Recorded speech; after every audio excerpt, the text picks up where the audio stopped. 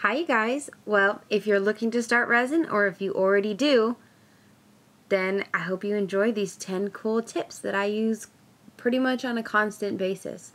So I will be putting pictures showing basically like pictures of what the techniques or the tips that I use. So I'll be putting those at the end of the video, but I'm just gonna number them off for you really quickly. The first tip that I really like to use is doming. It makes it super smooth at the back, and it just makes it look more professional. Number 2, I like to paint inside of the resin, so it gives it like this really cool, like authentic, like really artistic looking kind of thing. Number 3, to avoid air bubbles, I like to heat up the resin. Not too hot, because then when it cools down, the resin's going to get really tacky really quickly. But if you live in a really cold area, your resin tends to be kind of chilly, and so when you go to mix it, you're going to get more air bubbles. But if it's a little bit warmer, it's going to be more of a watery consistency, so you don't get that many bubbles. Number 4, use metal pieces and use pretty much anything you can find. You don't have to just use stickers or just use glitter. You can use pretty much anything, and it's gonna, you know, stay in your resin. You can use real plants. You can use pretty much anything, just as long as you completely submerge it in resin. It won't like mold or anything. Number 6 or number 5, you can put your signature under your doming. So like, say if you're like super popular and your resin pieces are getting really, really high in demand, and you want to make sure that everyone knows that this piece belongs to you, make sure right before you are about to dome the piece, you can do a signature in like a gold leaf pen or a silver leaf pen, and then you dome it so it's there forever and everyone knows that it was made by you.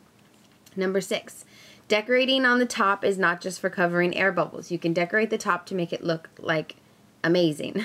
It just gives it that little, you know, uniqueness that makes it your piece. Number 7, you don't have to use just stickers. You can print out images from Google or from pictures, and you just got to make sure that you laminate it, or ghetto laminate it, like I like to call. I just put tape over it and then call it a day. Number 8, if you're having a difficult time getting your piece out of the mold, just pop it in the freezer for like 30 minutes and then pop it out. It'll make it so much easier.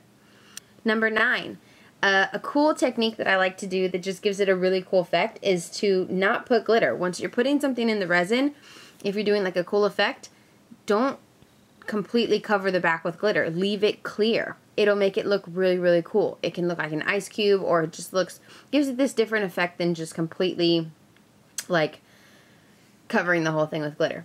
And number 10, I like to recycle pretty much everything. So I'm going to be showing you guys some examples of recycling. Like, instead of going and buying measuring cups and different things like that for your resin, and if you deal in resin, you'll realize that once you measure it and mix the two together, you can never get all of it out of the container. So by the time you're done mixing, you're going to have this hardened like layer, and then your measurements are never going to be right. So I'm going to show you a couple things that I recycle that make it a lot easier to just mix and pour my resin and stir my resin. So yeah, I hope these tips are very helpful. I hope you guys enjoy the pictures that I put at the end. And oh yeah, if you guys like my Hello Kitty donut, this donut, you can ask for a tutorial and I will show you guys how I deco-den it. Thank you guys so much for watching.